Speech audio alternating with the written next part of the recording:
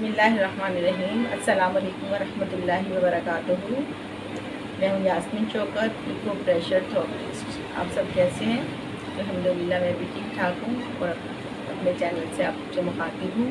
पिछली वीडियो में मैंने आपसे कहा था कि मैं आपको डिस्टर्ब बीपी के बारे में बताऊंगी कि एक तो बीपी हाई की वीडियो बनाई मैंने, एक बीपी लो की और अब डिस्टर्ब की। तो इसके बारे में मैं आपको मालूमात दूँगी ताकि आप फिर अच्छी तरह उसको समझ लें और अपनी ज़िंदगी को आसान बना लें। तो ये जो डिस्टर्ब होता है बीपी, इसमें ये है कि ऊपर वाला बीपी जो है वो कम होता है और नीचे वाला ज़्यादा होता है। आम बीपी तो ऐसा होता है कि मतलब बिल्कुल जो नॉर्मल है वो ऐसा है कि 120, 75 या 130, 80 या इससे लगभग बस होता है, ज़्यादा नहीं। तो ये नॉर्मल काउंट किया जाता है। लेकिन अगर इससे ज़्यादा हो और लो हो जाए तो उसको लो कहते हैं, हाई हो जाए तो उसको हाई कहते हैं। लेकिन ये डिस्टर्ब जो होता है ये इसमें ये होता है कि ऊपर वाला बीपी जो है वो हाई होता है, ऊपर वाला लो होता है और नीचे वाला हाई होता है। यानी आपका अगर ऊपर वाला 100 है तो नीचे 120 हो रहा है, या ऊपर वाला 80 है तो नीचे 100 हो रहा है। इसी तरह डिस्टर्ब जब होता रहता है कि कुछ लोगों के बीपी हाई बहुत होते हैं, उनको आदत भी होती है और वो बर्दाश्त कर लेते हैं, कुछ लोग नहीं कर पाते हैं ना, जिनके कम होते हैं। तो ये ज़्यादातर उन लोगों को होता है जिनका पहले से ही बीपी हाई चल रहा होता है, तो वही डिस्टर्ब हो जाते हैं किसी वजह से, टेंशन ले लेते हैं तो, या उनकी डाइट जो है वो गड़बड़ हो जाती है, इस वजह से होता है। और खाने पीने के औकात जो है गलत इस्तेमाल जो है ये भी इस चीज़ का मौजब बन सकता है। नमक का ज़्यादा इस्तेमाल, इससे भी ये बीपी डिस्टर्ब हो सकता है हमारा। और ख़ास तौर पे जो बाहर के खाने होते हैं, फास्ट फूड, ये अगर हम इस्तेमाल करते हैं और इस पर कोई कंट्रोल नहीं होता, और ख़ास तौर पे ये बीमारी आजकल नौजवानों में पाई जा रही है क्योंकि उनके खाने पीने के औकात और उनके जो खाने पीने के स्टाइल हैं वो ज़रा कुछ डिस्टर्ब से ही रहते हैं, तो इसलिए बीपी भी होने लग गया। और वरना बच्चों का तो बीपी का कोई ताल्लुक नहीं होना चाहिए, लेकिन हमारी लाइफस्टाइल ऐसी होती है। और फिर ये कि कुछ लोगों के ये ख़ानदानी बीमारी भी बन जाती है, जैसे मोर्सी बीमारी। वो ऐसा होता है कि जैसे हमारे बाप दादा, माँ बाप या दादा वगैरह वही स्टाइल खाने पीने के रख रहे होते हैं, सोने जागने, तो हम भी वही कर रहे होते हैं, खाने पीने के भी वही स्टाइल हैं और सोने जागने के भी और औकात हैं हमारे, और इसी तरह लाइफस्टाइल हमारा उन्हीं जैसा हो रहा होता है तकरीबन ना घरों में। तो अगर हम थोड़ा सा इसको चेंज कर लें तो हमारे लिए कोई भी बीमारी जो है वो विरासत में हमें नहीं मिलेगी। हम अपना लाइफस्टाइल जो है कुरान और हदीस सुन्नत के मुताबिक इस कर लें खाने पीने के लिए, तो काफ़ी हमारी बीमारियाँ और परेशानियाँ दूर हो सकती हैं। और ख़ास तौर पर ये बीमारी कोल्ड ड्रिंक की वजह से भी होती है। नींद ना आना, नींद की कमी, ज़्यादा सो नहीं पाते, रातों को देर तक जागते रहते हैं। आजकल तो मोबाइल ऐसे हैं कि उसको इस्तेमाल अगर करते रहते हैं तो रात गुजर जाती है, पता ही नहीं चलता। तो इस वजह से भी ये हो सकता है। तो हम अपना लाइफस्टाइल जो है बहुत नॉर्मल सा कर लें, जो मुनासिब हमें इस्तेमाल करें, उसको सोने के औकात अपने मुकर्रर कर लें, जागने के, खाने पीने के, ये सारी चीज़ें अगर हम ठीक कर लें तो सब कुछ ठीक हो सकता है। और ख़ास तौर पे जो है इसकी अलामात ये होती हैं कि नींद वैसे भी नहीं आ रही होती, ठीक है। और नमक जो है वो हम देखते हैं कि अगर ज़्यादा इस्तेमाल कर रहे हैं ज़रूरत से ज़्यादा तो इसकी वजह से भी परेशानी हो रही है, यानी बीपी डिस्टर्ब होना शुरू हो गया। आपको नींद नहीं आ रही, या आप जो है बेचैनी महसूस कर रहे हैं, दिल की धड़कन बेतरतीब हो गई है, घबराहट हो रही है, सर में दर्द हो रही है, चक्कर हो रहे हैं, तो ये थोड़ा सा दिल के साथ इसका ख़ास ताल्लुक़ होता है। खून की कमी की वजह से भी ये बीमारी हो सकती है। तो हम देखेंगे किस वजह से ये हो रही है। तो इसकी जो ये अलामात हैं ये हैं, और इसके हल है वो मैं आपको बता देती हूँ। इसका हल ये है कि आप अपना टेंशन ना लें, टेंशन रिलीज़ रखें। उसके भी मैं कुछ पॉइंट भी बता देती हूँ। वैसे भी परेशानियों से ज़रा दूर ही रहें, अल्लाह पे भरोसा रखें और अल्लाह से मदद मांगें तो इंशाअल्लाह परेशानियों, गुस्सा कम करें और नमक का इस्तेमाल थोड़ा कम कर दें।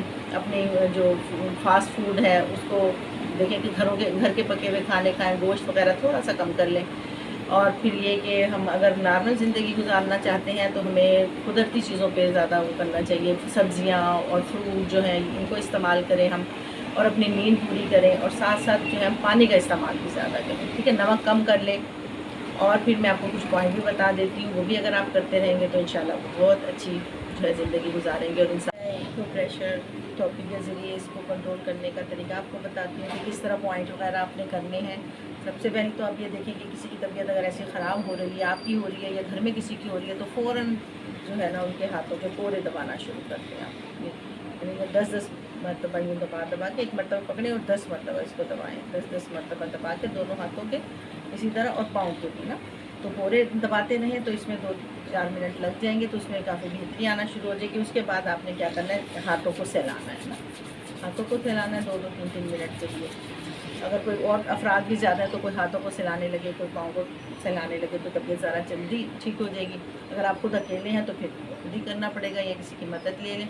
हाथों पैरों के पोरों को अच्छी तरह सहलाना है 5-5 मिनट तक। और आपने फिर उसके बाद आपने क्या करना है, ठंडे सांस लेने हैं ना। जैसे शायद ठंडे गर्म के बारे में मैंने आपको बताया होगा कि सूरज की जो है जो गर्माइश हम लेना चाहते हैं तो उसको हम दाएं नथने से सांस लेते हैं, और अगर चाँद की ठंडक लेनी है तो बाएं से। तो आपने चाँद की ठंडक लेनी है क्योंकि घबराहट हो रही है, बेचैनी हो रही है, आपको परेशानी हो रही है, तो आपने सीधा नथना बंद करके उल्टे से 10 सांस लेने हैं। जैसे ये नाक बंद करके इसका नथना बिल्कुल, इससे हवा नहीं लगनी चाहिए। तो दूसरे नथने से जो उल्टा वाला है यानी बायां, तो आपने ऐसे गहरा सांस लेना और खारिज कर दें। गहरा सांस लें और 10, वैसे भी गर्मी लग रही हो तो आप ये काम कर सकते हैं कि घबराहट है, गर्मी है, बीपी हाई हो रहा है तो जल्दी कर सकते हैं।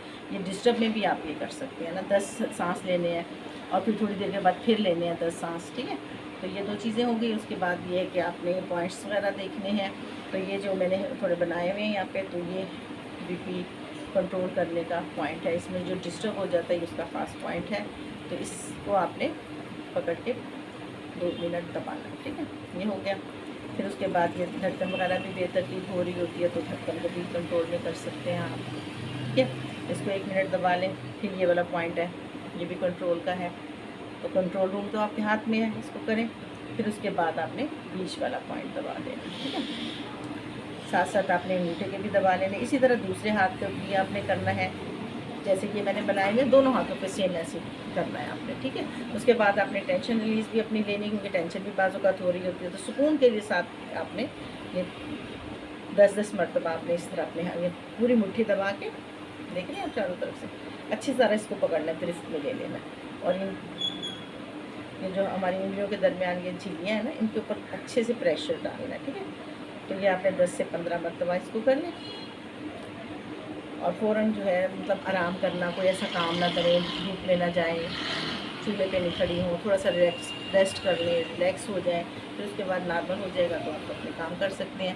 और उसके साथ साथ एहतियातन आपने नमक का इस्तेमाल ज़रा कम करना है, और जो है गोश्त वगैरह का इस्तेमाल भी मुनासिब कर लें, कम कर लें। और ये उम्मीद है कि आपको मेरी वीडियो पसंद आई होगी और समझ में भी आई होगी। तो इस वीडियो को लाइक ज़रूर कीजिएगा, और अगर आप नए हैं हमारे चैनल पर तो इसको सब्सक्राइब करें, और इसको जो है आपने लाइक करना है और इसको दूसरों तक पहुंचाना है, ताकि दूसरों का भी फ़ायदा हो, आपका भी फ़ायदा हो।